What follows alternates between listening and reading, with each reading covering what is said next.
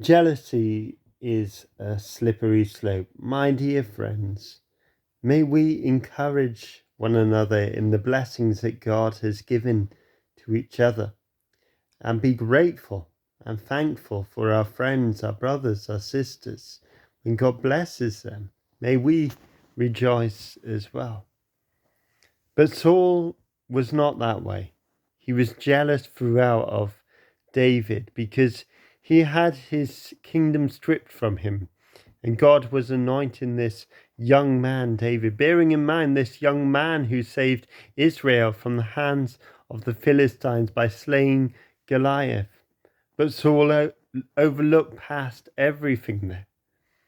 And his only thing he wanted to do was kill David. So David went into hiding. He tested whether or not Saul really wanted to kill him with Jonathan. Jonathan fired arrows, and if he said it is beyond the reach to his servant, then he knew that he must go into hiding, and he did. David went into hiding in a cave. So David went on his journey from being a shepherd, the lowest of the family, to being this musician for Saul, into eventually going into hiding. But all throughout, God was preparing him. God was preparing his heart and teaching him how to trust in God and not in man. And this is what these Psalms are all about, that David knows the protective hand of God in his life, even though others betray him, even though others let him down. God will never let him down. God will never fail him.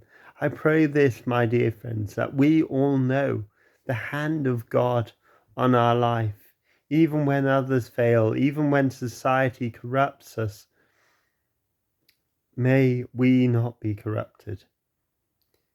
Even when things don't go the way we plan, may we rest in God and know that He is with us every step of the way, in our persecutions, in our trials.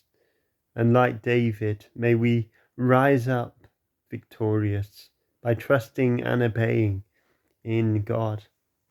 And then David, well, later on we see that he was to become the king, but it was all a process. It didn't happen in an instant. He had to go through being the shepherd. He had to go through the cave to teach him full dependence on God.